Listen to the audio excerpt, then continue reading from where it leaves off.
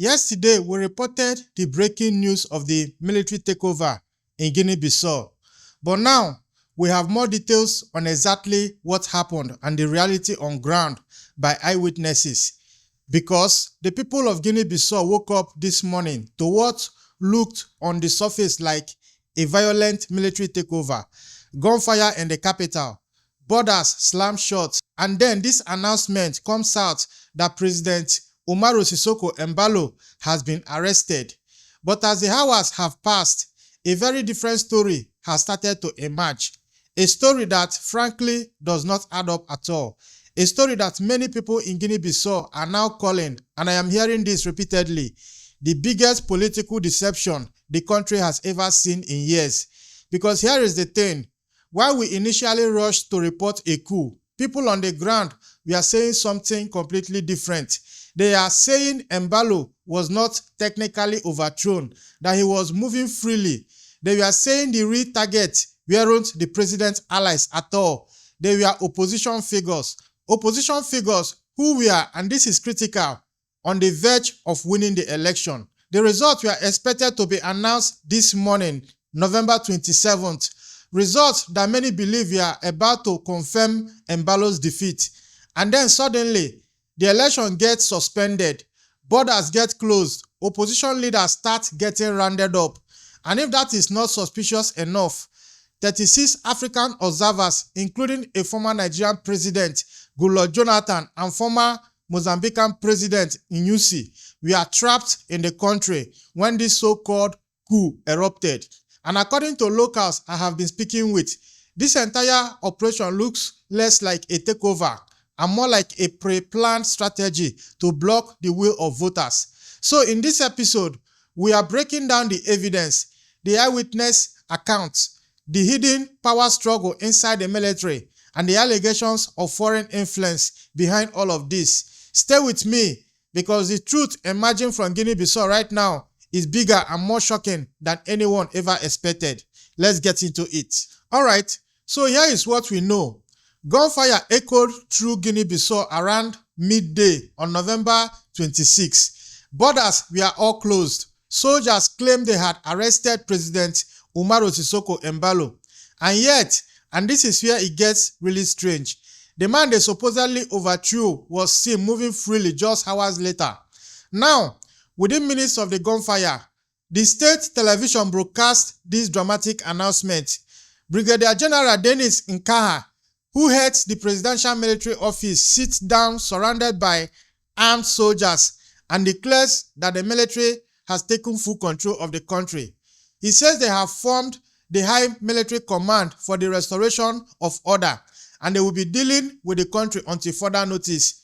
But almost immediately, inconsistencies started to surface.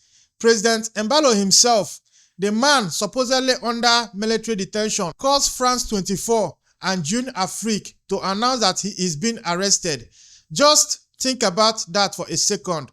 A president who is supposedly in military custody is allowed to make international phone calls to news organizations. No violence used against him.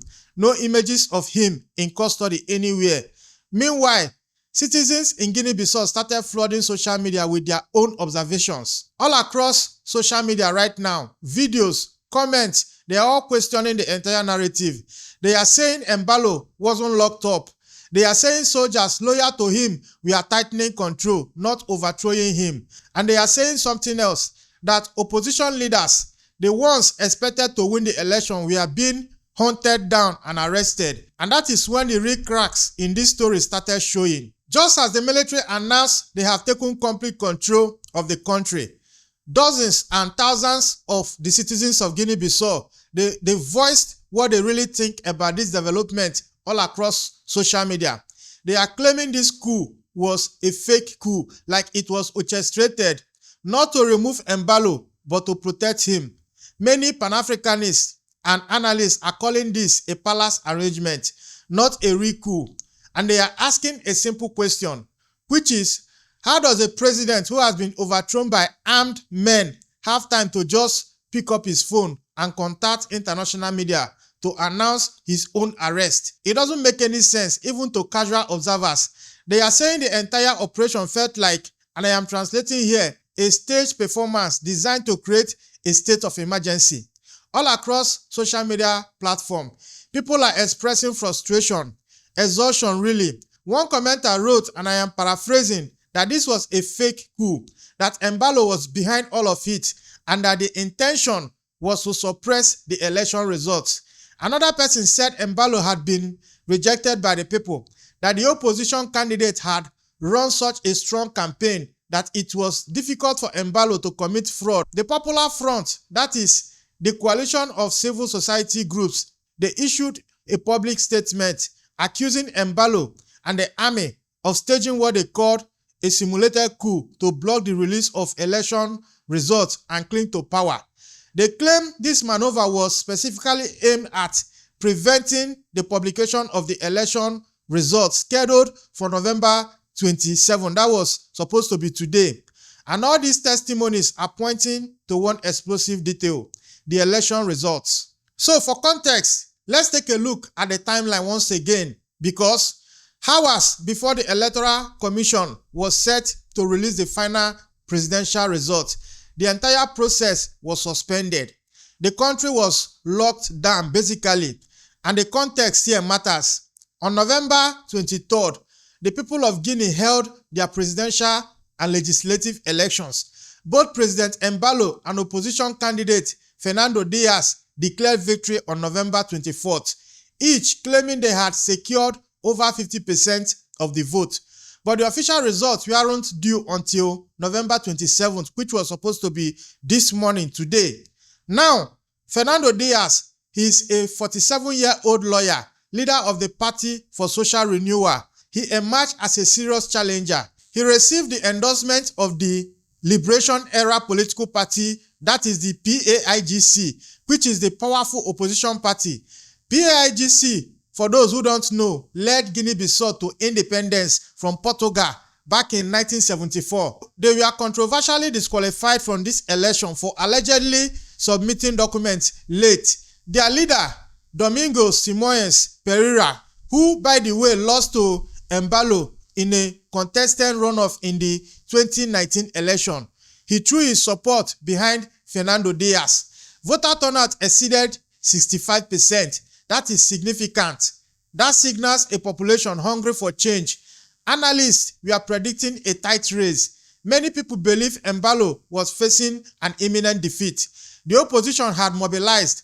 Dias, he had real momentum. The result due the next morning could have confirmed a historic victory for the opposition. And instead, those results just disappeared behind military intervention. Borders were subsequently closed. The media was silenced and the electoral process suspended indefinitely. But the biggest warning sign, and this is critical, it came from who the military actually arrested. Now take note of this. Opposition leaders were detained, not the president. And that single detail, if you think about it, flips the entire narrative. Fernando Dias, who had just claimed victory in the election, was arrested. Domingos Simões Pereira, the PAIGC leader, who had backed Dias, was also detained and taken to the air base. Other opposition figures were pursued. They have since disappeared from public view. But here is the critical question. In a real military coup, who gets arrested? The answer is simple. The president's inner circle, his loyalists, his ministers, his security chiefs. Yet, in this so-called coup, President Embaló was supposedly arrested alongside his own army chief of staff. These are the men who served him, the men who protected his government. But the opposition, the people who actually challenged his power, they were hunted down and silenced. Dias and Pereira, the two figures who represented the greatest political threat to Embaló, they were removed from the streets. Reports have emerged of intimidation at polling centers, of opposition supporters fearing for their safety. A real coup removes the president's network, but a staged coup removes the president's rivals. As we are monitoring what is going on inside this coup, there is another development happening because powerful people, representative of ECOWAS and even the African Union, I'm talking about former presidents, they are currently being trapped inside of Guinea-Bissau as a result of closed borders and all their international airports non-operational. Now check out the caliber of personalities that are currently trapped inside Guinea-Bissau. A former Nigerian president, Goodluck Jonathan, former Mozambican president Nyusi, the 34 other election observers, they were all still inside Bissau when this supposed coup erupted. And these are not ordinary visitors. These are heads of the African Union Election Observation Mission, the ECOWAS Election Observation Mission, the West African Elders Forum. They have been deployed to monitor the presidential and legislative elections held on November 23rd. They had met with both candidates earlier on. Both Embaló and Dias had assured them of their willingness to accept the will of the people. Then, on October 26th, gunfire erupted, borders were closed, airports shut down, and suddenly, these high-profile African leaders find themselves trapped. Flights in and out of Guinea-Bissau, they are all suspended. Many observers who were already scheduled to leave that night or the next morning were just stranded.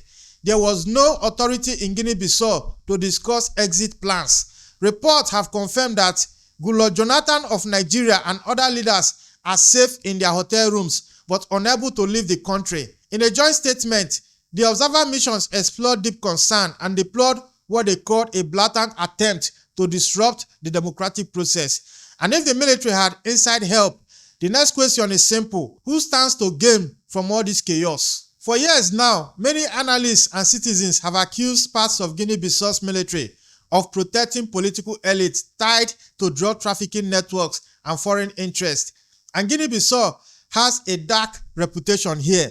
The United Nations designated it as Africa's first narco state because it serves a key transit hub for cocaine trafficking from Latin America to Europe. The country's coastline has many uninhabitable islands, making it frankly ideal for drug traffickers. Just in September 2024, very recently, authorities seized 2.3 tons of cocaine from a plane that arrived in Bissau from Venezuela, largest drug seizure in the country's history. The cocaine economy, or should I say, inextricably linked to the politics of this tiny West African country. Outbreaks of violence in the drug trade can be closely correlated to moments of political instability. And with elections looming, expensive campaigns needed to be financed, Guinea-Bissau entered a period of significant crisis and violence. Some military factions allegedly preserved their influence through lucrative patronage system tied to drug trade. Locals and international analysts have accused certain officers of maintaining a status quo that benefits these drug traffickers. And interestingly, the military's own coup announcement cited a well-known drug dealer as part of a destabilization plot, a claim that many are viewing as deflection. France and ECOWAS have also faced accusations from citizens who see foreign powers as complicit in preserving the corrupt systems that serve external interests more than they serve the people. And all of this leaves the final question: what does this supposed coup really mean for the people of Guinea-Bissau right now? Guinea-Bissau now faces its most confusing and dangerous political moment since independence, and not because of a coup, but because nobody trusts the official story. The future remains uncertain. Will there be new elections? Will Embaló consolidate power under a state of emergency? Will the military maintain control indefinitely? Or will international pressure from the African Union and ECOWAS force a restoration of constitutional order? What is clear is that the people of Guinea-Bissau are exhausted. They have endured at least 9 coups, or should I say coup attempts, since independence. They have watched their country sink deeper into poverty while drug traffickers drive luxury cars through the capital. They voted in large numbers, hoping for change, and now they are being told their votes don't matter anymore. Citizens are responding with anger and suspicion. Social media platforms are now filled with accusations that this was a simulated coup designed to steal democracy. Civil society groups are calling for transparency. Opposition supporters are demanding the release of detained leaders. And this moment matters beyond Guinea-Bissau. It's a reminder and a constant reminder that sovereignty requires transparency, not manufactured crisis. That power grabs disguised as military interventions threaten the credibility of every democratic process across the continent. The truth is still unfolding, and the world is watching. Now, if you have watched to this point, this is Frontline Africa. This is where we talk about geopolitics from Africa's own point of view. This is a developing story, and as always, we follow through. We follow up with updates from eyewitness accounts from what is happening on the ground, away from the official narrative, deep into the heart of the matter, which is exactly what we are trying to accomplish here. And if you are in Guinea-Bissau, maybe you go to the comment section, add more details to exactly what is happening on ground, because I have seen the comment in the video I published yesterday, and it was revealing. Based on that comment, I did my research and I came up with the reality on ground. And the reality is very different from the official story being told by the military themselves. So there are a lot of things that are really not adding up in this particular coup, because when there is a military coup, the biggest threat to the military that is taking over is not the opposition. The biggest threat is always the government in power, in this case, President Embaló. So why arrest the opposition and lock them away from public view? Meanwhile, the president have the luxury of making calls and calling international media organizations and telling everyone that there was no harm done to him, that they basically treated him with respect and they respected him. So these are the kind of things that are sending a lot of red flags in this particular coup. I know a lot of my audience and many of us, including myself, we are frustrated by the direction of democracy in West Africa. Everywhere you look in West Africa, in fact, even beyond West Africa, go to East Africa. Tanzania just had their election. It turns out to be the most dangerous, the most violent, and the most rigged election in all of Africa this year. Look at Cameroon. Cameroon had their election. The will of the people were subverted, and Paul Biya is still clinging to power until this moment. Look at Ivory Coast, that is Côte d'Ivoire. They suspended major opposition challengers, all to clear the way for Alassane Ouattara to continue his unconstitutional fourth term in office. So, pardon us whenever we don't talk positively about democracy in West Africa or even in Africa. It is because of things like this. That is why we don't like the kind of democracy we practice here in Africa. And for the faith of the people, like for the confidence to return to democracy like it is supposed to be practiced, the leaders, the president, everybody that has a role to play should follow the will of the people in elections. Stop suspending and banning candidates. Stop banning people that will make the election competitive. This way, you will restore faith to democracy one more time. So, the biggest threat to democracy in Africa is not the youth that are craving for military that will look towards the direction of what the people actually want. We are not the threat here. The real threat are the electoral umpires, the politicians, the ones with real power to effect any meaningful change. These are the people that are the real threat, not us. So, don't blame us so much when we support the revolutionary leaders in the Alliance of Sahel States, because for the first time, we have military leaders that are actually doing what the people of their country want. And any day, anytime, I will take that over democracy. So, this is the reality on ground in Africa. Democracy isn't all bed of roses here. Sometimes there could be benevolent military leaders, and that will be a jackpot for any country that happens to find such men leading their country right now, because we are in a critical moment in Africa. We are in a critical moment in West Africa especially.